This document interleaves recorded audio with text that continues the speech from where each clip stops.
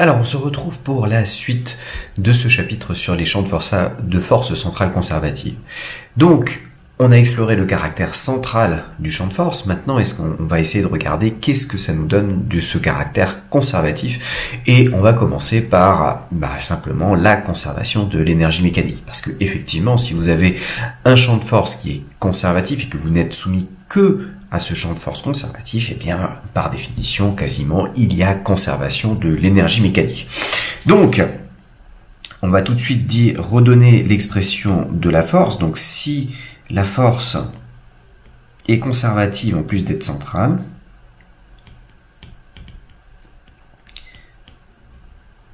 elle va pouvoir s'écrire directement. On peut l'écrire, et ça c'était le petit aparté pour votre futur vous, c'était que cette force-là va aller s'écrire une certaine fonction de la distance au centre, selon ER, et cette expression de la fonction de la distance au centre peut s'écrire comme l'opposé de la dérivée par rapport à la coordonnée petit r de l'énergie potentielle. Vous avez une force dont on connaît très précisément la structure. Elle est selon ER et elle ne dépend que de R. Et elle peut s'écrire, si vous prenez l'opposé de cette expression de la force, ça va être la dérivée de votre énergie potentielle. Et donc l'énergie potentielle, c'est la primitive de moins F de R. Bon, à ce moment-là, on a donc conservation de l'énergie mécanique, de EM, avec cette énergie mécanique qui va pouvoir s'écrire en coordonnées polaires, donc avec EM, qui s'écrit un demi de M V carré plus l'énergie potentielle qui dépend de R. Et étant donné que la vitesse, on a montré que le champ de force étant central, le mouvement est plan, donc on se place dans le plan du mouvement, dans lequel on va pouvoir exprimer la vitesse en coordonnées polaires. Et comme cette vitesse en coordonnées polaires, elle s'écrit R.ER plus Rθ.Eθ, eh bien, le carré de la norme de la vitesse, donc le V carré, ça va être la somme des carrés de chacune des composantes. C'est un théorème de Pythagore, ou alors vous faites V scalaire V, et vous voyez que ER scalaire Eθ à chaque fois disparaît. Et donc, il vous reste un demi de M R point carré plus Rθ point, le tout au carré, plus l'énergie potentielle qui, elle, ne dépend que de la coordonnée R. Donc on a une expression explicite de notre énergie mécanique en termes des différentes coordonnées, la coordonnée R et la coordonnée θ, et elle fait intervenir juste R, mais au niveau des dérivés, à la fois R point et θ point. Mais on n'a pas de θ qui apparaissent explicitement dans cette expression. Alors, une fois qu'on a cette énergie mécanique, on aimerait bien pouvoir en faire quelque chose. On ne peut pas tout de suite utiliser ce qu'on a fait dans le chapitre M4 sur les systèmes à 1 degré de liberté, puisqu'on a deux variables. On a le R point, qui correspond à notre première variable, mais on a aussi du θ point qui apparaît. Donc ce serait sympathique si on arrivait à se débarrasser de ce θ point. Et là, le caractère central vient à la rescousse, puisqu'on a montré qu'il y avait conservation du moment cinétique dans ce cas-là, et la conservation du moment cinétique nous donne que R carré θ point, c'est une constante, et donc que θ point s'exprime uniquement en fonction de R une fois qu'on a lancé notre système. Donc on va définir une notion qu'on appelle petit 2, on va définir une notion qu'on appelle notion d'énergie potentielle effective. D'énergie potentielle effective. Alors à quoi ça va servir? Et vous, là-dedans, ce sera à la question de cours, parce que vous devez savoir construire cette énergie potentielle effective, c'est-à-dire montrer d'où est-ce qu'elle vient, comment elle s'exprime, et après on verra les implications de cette construction. Bon, donc la loi des airs, donc comme la force est centrale, on va mettre ça comme ça, comme la force est centrale,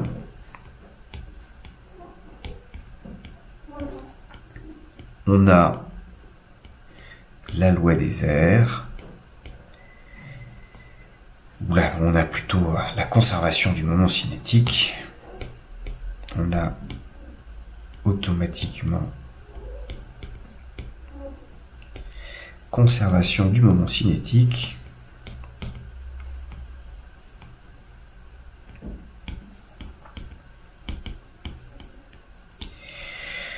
Et ces moments cinétiques, donc le moment cinétique en haut, donc sigma O, et ce moment cinétique, il s'écrit m r carré θ point.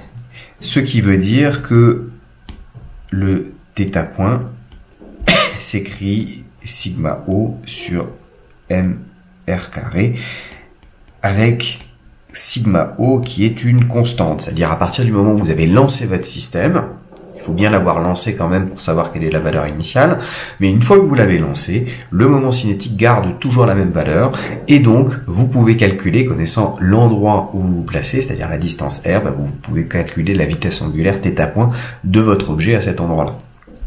Donc, si on a cette expression-là de θ point, alors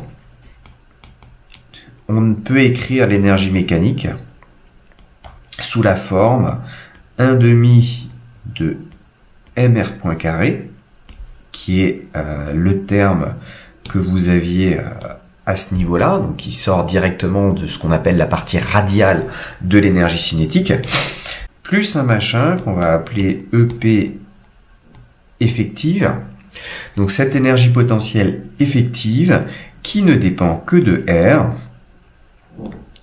avec l'énergie potentielle effective, elle s'écrit 1/2 de m r carré θ point carré plus l'énergie potentielle qui, elle, dépend directement de R. Alors j'aimerais bien me débarrasser du θ point qui est ici, donc je le remplace par l'expression qui était là-haut pour mon θ point, et donc vous voyez que je me donne 1/2 de m r carré multiplié par sigma O sur mr carré. Alors attention, c'est le tout qui est au carré, plus l'énergie potentielle qui dépend de R.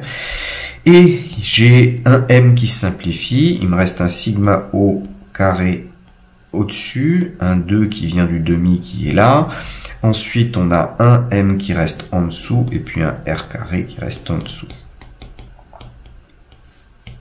Donc votre énergie potentielle effective ne dépend effectivement que de R, et c'est un terme qui apparaît et qui existe. Alors ce terme dépend de la manière dont vous avez lancé votre système, donc pour un point de départ au même endroit mais avec deux vitesses différentes ou deux manières différentes de lancer votre système, vous n'aurez pas forcément la même énergie potentielle effective, mais à partir du moment où vous l'avez lancé, tout se passe comme si c'était une énergie potentielle telle qu'on l'a manipulée, et on se retrouve avec un système qui n'a plus qu'un seul degré de liberté, puisque vous voyez que l'énergie mécanique, elle ne dépend que de R et de R point.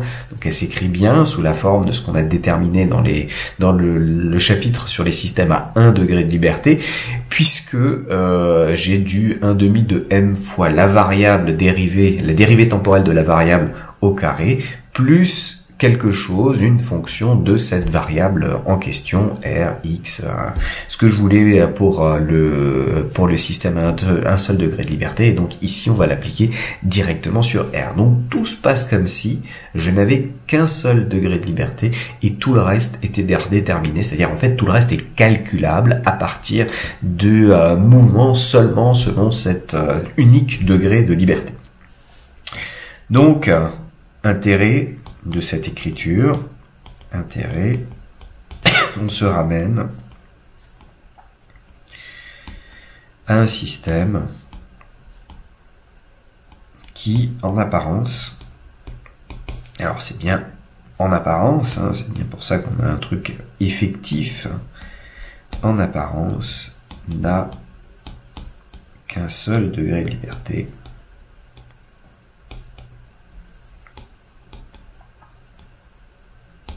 à savoir la variable radiale petit r. Donc tout ce qu'on a fait dans le chapitre M4 est applicable ici et on peut obtenir des informations fort sympathiques sur comment est-ce que les particules vont se comporter dans ce cas-là. Alors il faudra un tout petit peu adapter en se souvenant que par exemple si on déduit du graphe en énergie potentielle effective que R est constant, R est constant, ça veut dire quoi? Dans un plan, ça veut dire que vous êtes sur une trajectoire circulaire. Vous restez à la même distance du centre, mais vous restez pas statique, c'est avec un certain mouvement, parce que si vous restez statique, en fait, vous ne pouvez pas généraliser à n'importe quelle manière de lancer votre objet, puisqu'à chaque fois que vous lancez différemment votre objet, vous avez votre énergie potentielle qui va changer du fait de ce terme qui dépend des conditions initiales, donc de la manière dont vous avez lancé votre système. Alors, autre avantage, donc, intérêt, on peut mettre un S. Le premier, c'est celui-là. Le deuxième, ça va être qu'on peut obtenir facilement une équation différentielle d'évolution sur R. Donc, obtention d'une équation, d'une équadif sur R uniquement.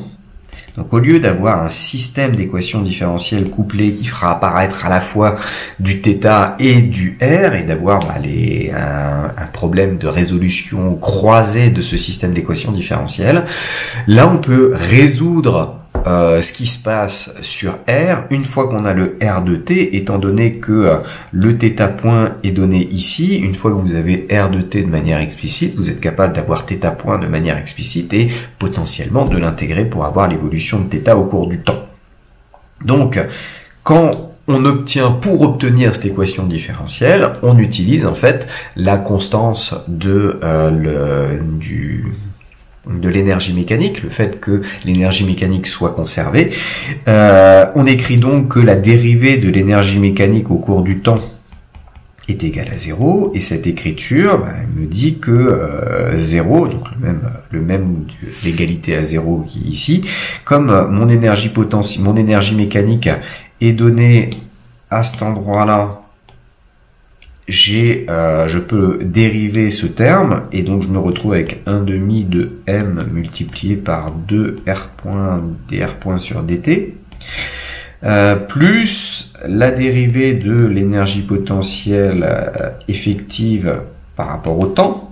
Alors, l'énergie potentielle, étant donné que elle dérive directement, sa variable naturelle c'est R, c'est une dérivée de fonction composée, comme d'habitude. Là vous avez le 2 qui se simplifie, donc il me reste du m r point,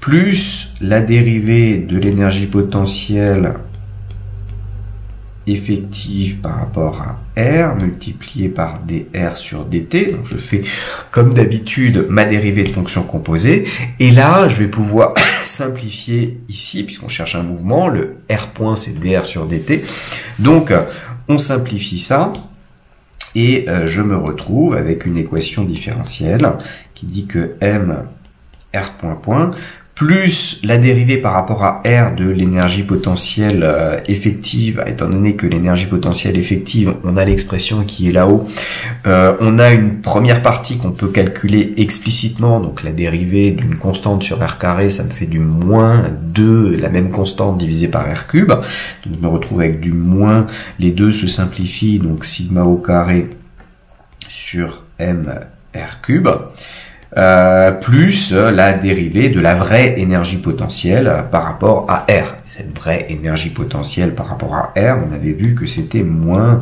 l'expression de la force, la projection de la force selon ER, donc la coordonnée radiale de la force, et donc seule coordonnée étant donné que on a une force qui est une force centrale. Donc on se retrouve avec une équation différentielle explicite là-dessus, qui nous permet de retrouver potentiellement. Alors le problème c'est que c'est une équation différentielle qui est méchamment non linéaire, parce que déjà là vous avez du 1 sur R cube, et vraisemblablement là-dedans, sauf si vous mettez un ressort, ce sera vraisemblablement non linéaire, et donc de toute façon ça commence à devenir un chouïa compliqué à résoudre. Mais dans l'idée, on a l'équation différentielle et on peut l'intégrer numériquement, par exemple avec Python, comme on le verra au second semestre dans le cours d'informatique. Bien. Alors, quand on fait tout ça, donc là, on a l'obtention de l'équation différentielle. On a une troisième chose qu'on va pouvoir regarder plus en détail, c'est le caractère des états liés ou de diffusion. Donc un état lié, état de diffusion, et le caractère résolution graphique diffusion. Et on va faire une résolution graphique pour essayer de dire si notre objet reste aux alentours de l'astre attracteur central, toujours dans l'idée d'appliquer ça à l'astronomie, mais ça peut être à peu près n'importe quoi dans ce cadre de force centrale conservative. Alors, je vais reprendre ce qu'on avait pris comme énergie potentielle dans le chapitre M4. Vous vous souvenez que on avait une énergie potentielle, alors je vais regarder en fonction de R, et puis on avait un truc, l'énergie potentielle de R, qui faisait ça, qui descendait, ensuite qui montait, qui... hop. On avait des bosses, ça peut être n'importe quoi. Là, je prends volontairement quelque chose qui n'existe pas dans la nature pour simplement vous dire que ça peut s'appliquer sur n'importe quel objet, n'importe quel système dont on a une force centrale qui dérive d'une énergie potentielle. On étudiera les cas particuliers un petit peu plus tard pour voir à quoi ça correspond. Bon, donc ça c'est mon énergie potentielle de base. Je vais rajouter là-dedans le terme en sigma O sur mr carré.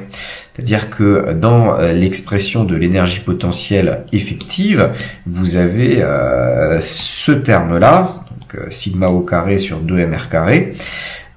J'ai oublié le carré qui est là, et puis j'ai un 2. Alors le carré est important parce que du coup ça veut dire que ce terme-là il est toujours positif, que sigma O il est une projection positive ou négative sur l'axe qui est perpendiculaire au plan du mouvement, ça m'est égal, c'est-à-dire que je tourne dans le sens trigonométrique ou dans le sens horaire, j'obtiens finalement la même chose, l'ajout dans l'énergie potentielle effective.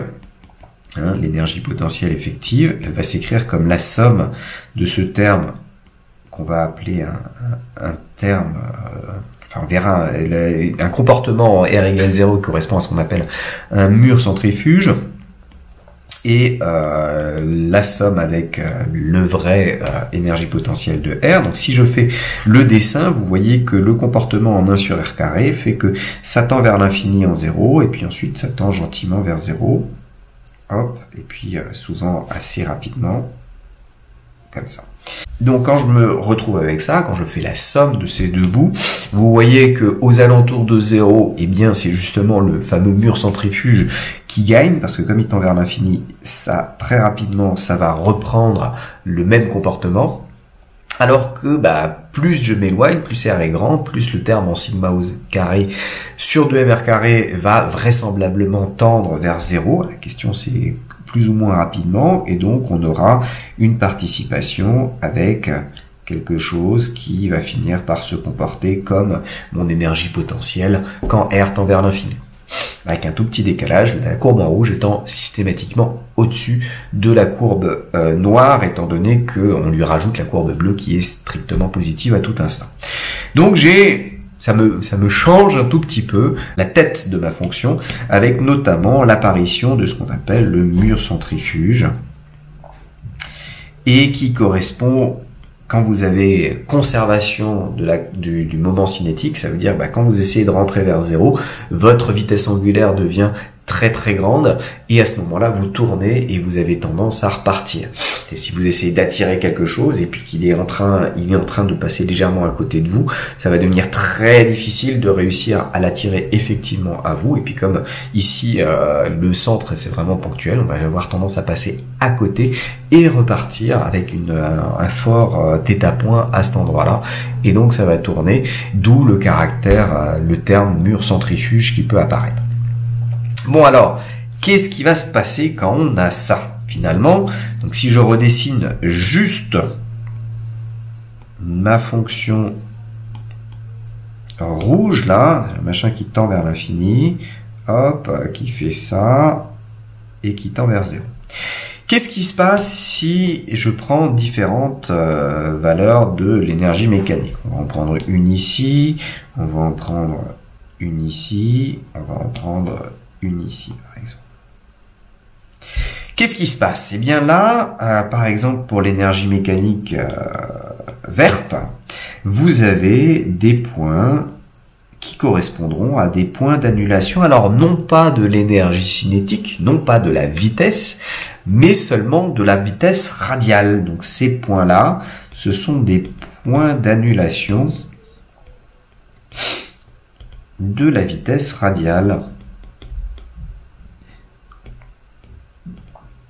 Donc, vous avez des endroits où R point est égal à 0. Puisque je vous rappelle que l'énergie mécanique s'écrit 1/2 de R point carré plus cette fonction-là. Donc, quand l'énergie mécanique est égale à cette fonction-là, ça veut dire que le 1/2 de R point carré est nul.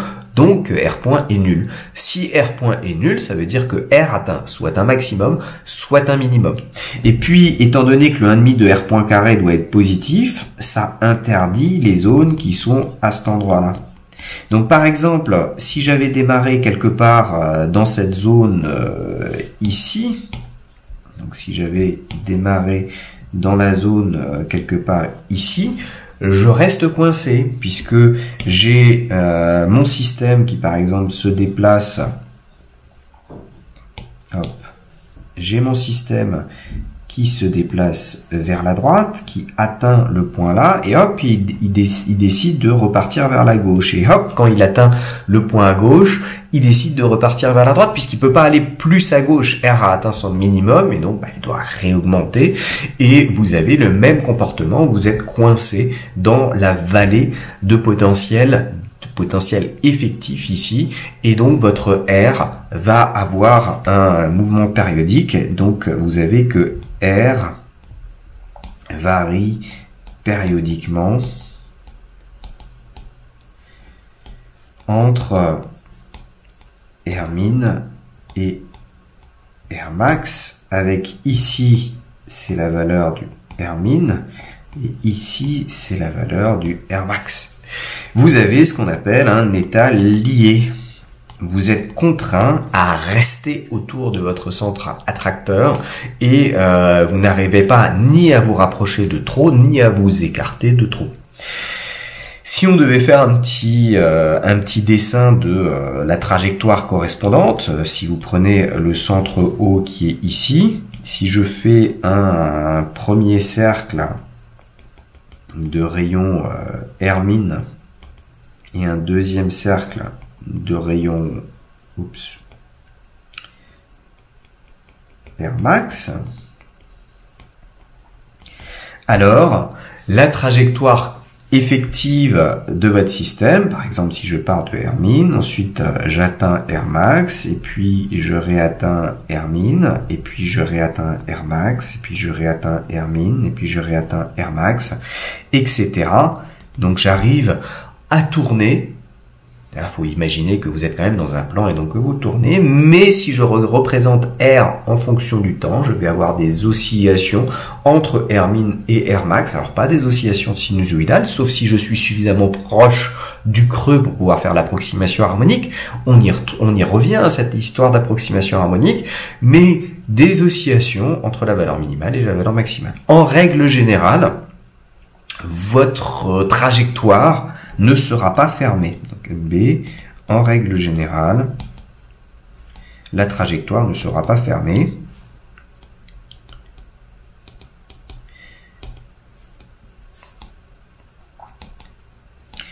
Mais dans la plupart des cas courants, c'est-à-dire le cas gravitationnel et puis le cas où on va mettre un élastique au centre, un ressort et puis on regarde ce qui se passe, et ben là on a du bol. Ce sont deux cas, d'ailleurs les deux seuls cas où vous êtes sûr que dans quelle que soit la manière dont vous lancez votre mobile, la trajectoire sera fermée. Donc c'est un cas ultra particulier, mais étant donné que les forces gravitationnelles et de ressort qu'on peut mettre de manière pratique dans ces systèmes-là et observer ce qui se passe, ça se retrouve assez souvent, et donc finalement on aura quand même des trajectoires qui vont être fermées. Mais là, pour le moment, avec ce graphique-là, la seule chose que je puisse dire, c'est que j'ai des oscillations et que ma trajectoire reste dans la coquille, dans la coquille circulaire ici, qui me permet entre Rmin et Rmax, et je ne peux jamais en sortir. Alors, qu'est-ce qui se passe pour l'énergie mécanique en bleu? Ben là, vous avez de nouveau des zones interdites. Alors, de toute façon, la zone où R est négatif, c'est une zone interdite puisque par définition, on est à une distance R positive du centre. Et ici aussi, vous avez une zone interdite. Et donc, pour l'énergie mécanique bleue, vous avez ici, si vous êtes là, un état lié, et là, un état de diffusion. Ça veut dire que si jamais vous lancez votre système avec ce sigma O, de nouveau, là on réfléchit sur plusieurs énergies mécaniques, mais il faut se débrouiller, il y a une contrainte pour pouvoir raisonner sur ces graphiques-là. La contrainte, c'est qu'on prenne le même sigma O dans tous les cas pour avoir cette énergie mécanique. Donc on a une contrainte supplémentaire, mais si on le lance par exemple en partant d'ici, à ce moment-là, qu'est-ce qui va se passer si je le lance vers le centre? Il va se déplacer vers le centre, arriver à cette zone-là où R point s'annule, il a la valeur minimale, et ensuite il va repartir dans l'autre sens et partir jusqu'à l'infini. Donc si je dessine ce qui se passe avec ça, je l'ai envoyé ici, il va arriver à Rmin, et puis ensuite il va repartir à l'infini, et donc vous avez un état de diffusion. Mais si j'étais parti plus près, avec ce graphique-là, de nouveau, c'est une énergie potentielle qui ne correspond pas à la réalité, mais imaginons que vous ayez une sorte de bosse qui puisse apparaître dans l'énergie potentielle, sait-on jamais, avec des anneaux, des systèmes un peu plus compliqués. À ce moment-là, dans la partie interne, ici, vous auriez eu un état lié, et on serait resté comme pour la trajectoire en vert qu'on a dessinée avant entre Rmin et Rmax. Ça n'aurait pas été le même Rmin, le même Rmax. Et en plus, étant donné qu'il y a une bosse à ce niveau-là dans l'énergie potentielle, il y aurait eu des moments où le R point aurait été moins grand et puis ensuite il réaugmente avant de s'annuler et ensuite il repart dans l'autre sens. Bref, donc on a des choses plus compliquées qui peuvent se passer, et si je regarde ce qui se passe pour l'énergie mécanique 3, là vous avez cette zone-là qui est interdite, et vous avez toujours un état de diffusion. C'est-à-dire que là, vous avez lancé votre système avec de nouveau le bon moment cinétique, pour que ça corresponde à votre graphique, mais avec une énergie mécanique telle que il n'est pas possible, il y a trop d'énergie dans votre système, il ne pourra pas rester autour de votre centre attracteur dans cet état. C'est pas possible, et donc automatiquement, vous allez partir. Voilà, alors ça va permettre d'analyser les cas, les différents cas, et on va pouvoir s'amuser justement à regarder les cas pratiques qui peuvent arriver. Donc dans le cas élastique, ça veut dire quoi le cas élastique? C'est vous prenez ça et vous vous amusez à mettre un ressort, hop, M, et puis vous envoyez votre point M baldalé, et puis vous regardez qu'est-ce qui se passe par rapport au ressort. Donc comment est-ce qu'on peut gérer ça? Alors soit on peut y aller de manière analytique, on écrit des équations, on essaie de les intégrer, c'est compliqué. Soit on peut se dire, ben voilà, j'ai un super système graphique. Qu'est-ce que je peux dire sur l'énergie potentielle? L'énergie potentielle élastique, dans ce cas-là, c'est 1/2 de kx carré.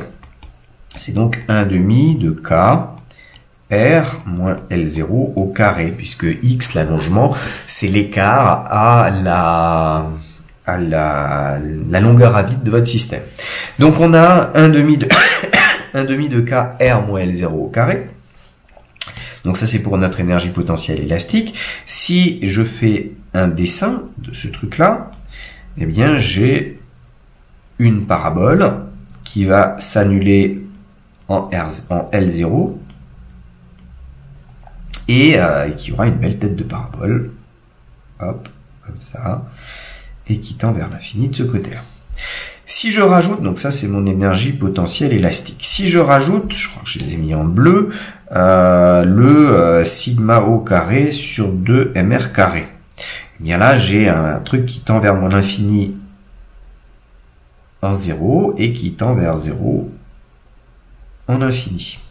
Et si maintenant je regarde l'énergie potentielle effective qui est associée, elle est caractéristique, elle tend vers le comportement de sigma O carré sur 2mr carré en 0, parce que ce terme-là tend vers l'infini.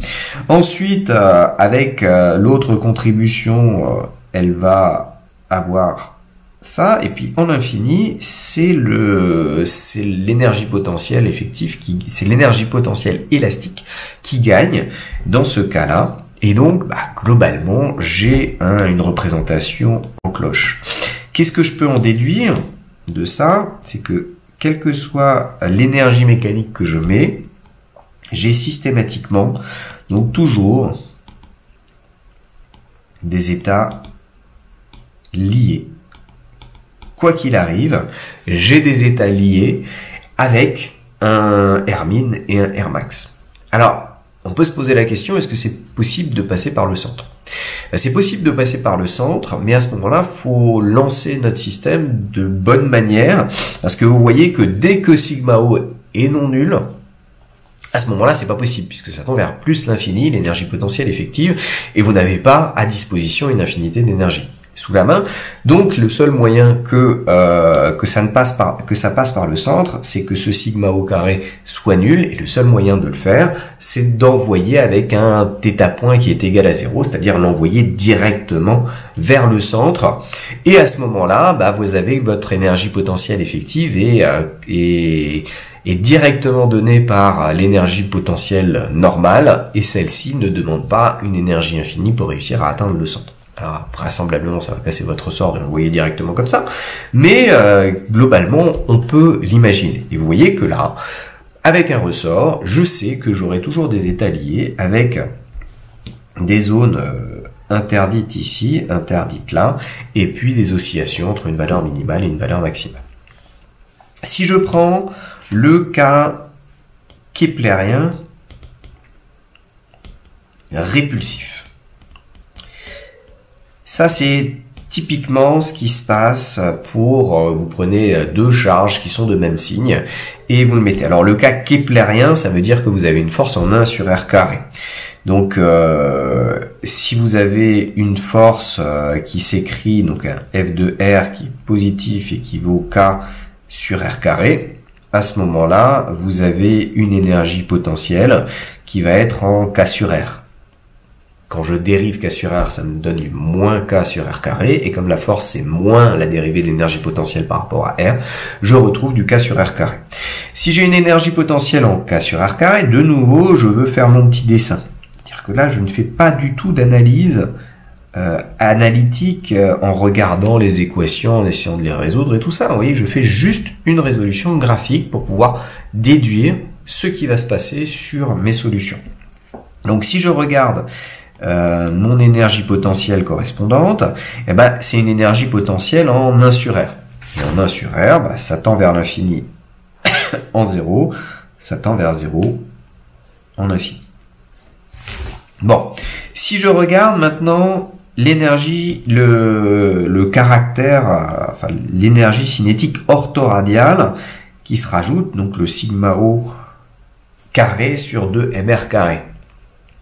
De nouveau, ça tend vers 0 en infini. Ça tend vers 0 plus vite que 1 sur R. Donc en fait, mon truc bleu, il va être comme ça en dessous du noir. En revanche, en 0, 1 sur R carré, ça tend vers l'infini plus vite que 1 sur R. Par exemple, si vous faites 1 sur 100 et 1 sur 100 au carré, non, pas 1 sur 1 centième, donc ça vous fait 100 justement, et 1 sur 1 centième au carré, ça vous fait 10 000, 10 000 va être plus grand que 100, et donc ça tend vers l'infini plus vite, et donc vous avez un moment où la courbe bleue passe au-dessus de la courbe noire. Bon, qu'à cela ne tienne, si je regarde mon énergie potentielle effective, bah, la somme des deux, j'ai un machin comme ça, et puis ça va tendre vers 0. Ça va se comporter comme le noir en l'infini, ça va se comporter comme le bleu en 0, mais quoi qu'il arrive, c'est une courbe qui part de l'infini et descend à 0, et est strictement monotone. Bon, qu'est-ce qui se passe si je regarde une énergie mécanique donnée dans ce cas-là? Bah, vous voyez que ces zones-là est interdite, et donc on a toujours des états de diffusion. C'est-à-dire que, étant donné que vous avez une force qui est répulsive, si vous envoyez quelque chose vers votre particule au centre, elle va pousser, elle va pousser, elle va pousser, et puis à un moment, elle va réussir à vous réenvoyer à l'infini. Donc toujours des états de diffusion. Quoi qu'il arrive, vous ne resterez pas aux alentours, puisque de toute façon, l'autre charge, elle ne vous veut pas, elle est en train de vous pousser, et elle finira par, comme la force est sans limite de distance, elle finira par vous emmener jusqu'à l'infini. Doucement, sûrement, mais elle finira par vous emmener jusqu'à l'infini. Donc ça, c'est pour le cas keplérien répulsif. Et il nous reste le cas keplérien attractif qui correspond à la force gravitationnelle. Attractif. Alors au passage, le cas que j'ai utilisé à cet endroit-là n'a rien à voir avec le cas d'un ressort. On est d'accord, c'est juste j'ai mis une constante. On pourrait la remplacer, tiens, on peut mettre un kappa, hop, comme ça, on est tranquille et vous confondez pas. Donc dans le cas keplérien attractif, vous avez une force qui va vers le centre. Donc il doit avoir une projection radiale qui est négative. Donc mon F de R s'écrit moins kappa sur R carré. C'est quand même une force en 1 sur R carré, mais elle est attractive. À ce moment-là, l'énergie potentielle associée va être en moins kappa sur R. Exactement la même chose. Vous transformez kappa en moins kappa sur l'expression précédente et vous vérifiez bien que la dérivée de l'énergie potentielle, c'est l'opposé de F de R. Bien. Donc quand on fait ça, je vais donc faire mon dessin. Alors là, il va falloir le faire joliment. L'énergie potentielle associée à ce cas keplérien attractif étant moins quelque chose sur R, moins quelque chose de positif, bien sûr. Le kappa, à chaque fois, je le suppose positif pour bien voir les signes qui apparaissent ici. Donc, l'énergie potentielle, c'est moins quelque chose sur R. Ce qui se passe, c'est que en R qui tend vers l'infini, ça doit tendre vers 0, par valeur négative, et quand R tend vers 0, ça doit tendre vers moins l'infini. Donc je vais avoir un truc qui va avoir tendance à faire ça. Hop, et qui tend vers 0. Bien. Donc là, j'ai mon énergie potentielle. Je rajoute, comme d'habitude, mon sigma au carré sur 2 mr carré. Donc je suppose que je sais comment on a lancé notre système, notamment pour avoir l'expression du moment cinétique, et celui-ci reste constant. Alors, qu'est-ce que je peux dire? De la même manière que tout à l'heure, 1 sur R carré, ça tend vers 0 plus vite que 1 sur R. Donc, il y a un moment où ça va être plus proche de 0. En revanche, en 0, ça tend vers l'infini aussi plus vite que 1 sur R. Ce qui veut dire que quand je fais la somme pour avoir l'énergie potentielle effective, en 0, c'est le terme en sigma au carré sur 2 mr carré qui finit par gagner. Donc je vais avoir un comportement comme ça, qui part de l'infini. Mais il y a un moment où mon terme là, en 1 sur R carré, va devenir plus petit que le terme en moins 1 sur R qui est de l'autre côté. Donc il y a un moment où je dois passer dans les négatifs, forcément. Et je dois finir par tendre vers 0 en suivant, là, hop, et je vais plus ou moins suivre en restant au-dessus, parce que je lui ajoute, de toute façon, la courbe bleue, elle est strictement positive, donc la courbe rouge doit toujours être entre la courbe bleue strictement positive et la courbe noire strictement négative. Donc vous avez cette forme très particulière, avec un plongeon, une cuvette, et ensuite ça tend vers 0, qui est caractéristique de ce qui se passe pour la force gravitationnelle, en fait. Et là, il y a plusieurs cas qui se mettent en place. Vous avez le cas avec cette énergie mécanique où cette zone-là, il faut bien faire attention à, oups, quel est celui que vous enlevez. Donc, on revient là. Donc, ici, je ne considère plus que la zone rouge, c'est la seule énergie potentielle effective que j'ai à besoin. Les autres, c'est des tracés de construction. Et donc là, vous avez un état de diffusion avec votre particule qui a réussi à arriver à un Hermine en jaune. Et donc en fait, vous avez votre particule, l'astre au milieu, il attire, viens chez moi, et puis hop, il passe par là, et après, il avait trop d'énergie, il n'a pas réussi à rester à l'intérieur de l'attraction de votre astre central, et il repart à l'infini. Donc il se déplace comme ça, et hop, il repart à l'infini. Vous avez un état de diffusion. Si vous prenez un cas comme ça, avec une énergie mécanique, donc ça, c'est le cas avec une énergie mécanique positive, vous avez un état de diffusion. Et je vous le dis, on va pas le démontrer là, mais dans le cadre gravitationnel, vous avez ce qu'on appelle une hyperbole. Trajectoire qui va être hyperbolique. Ici, vous avez une énergie mécanique négative. Alors c'est que dans le cas gravitationnel, hein. Les formes, vous devez les connaître pour le cas gravitationnel, mais n'allez pas me dire que si j'ai un autre truc, par exemple, alors c'est aussi le cas pour le cas keplérien répulsif, on aura aussi une hyperbole, parce que c'est la même forme. En revanche, ici, l'étalier qui correspond au cas élastique n'aura a priori, c'est pas parce que son énergie mécanique est positive que ça va être une hyperbole. Parce que d'ailleurs, de toute façon, une hyperbole, c'est un état de diffusion. Ça part à l'infini, ce qui n'est pas le cas pour le cas élastique. Donc, quand vous avez votre énergie mécanique qui est négative, pour le cas gravitationnel, pour le cas keplérien attractif, ça marche aussi avec deux charges de signes différents, à ce moment-là, vous avez que vous aurez deux valeurs deux valeurs extrêmes, Hermine et Rmax, et vous avez un état lié entre Hermine et Rmax. Et cet état lié, en fait, ce sera une ellipse. Avec Hermine, qui va être la valeur du périhélie, si on parle de la trajectoire d'une planète autour du Soleil, et Rmax, qui va être la valeur de l'aphélie, toujours si on parle de la trajectoire autour du Soleil. Pour en discuter un tout petit peu plus tard dans la prochaine section, on va regarder plus avant le cas gravitationnel. Dernière chose qui va être intéressant de regarder, si vous avez un machin qui est pile avec cette énergie mécanique, donc tel que ça passe par le plus petit, hop, là j'ai ce qu'on appelle un RC, vous avez de nouveau un état lié, mais R est toujours égal à RC, donc vous restez tout le temps au même endroit, ce qui veut dire que vous avez une trajectoire circulaire.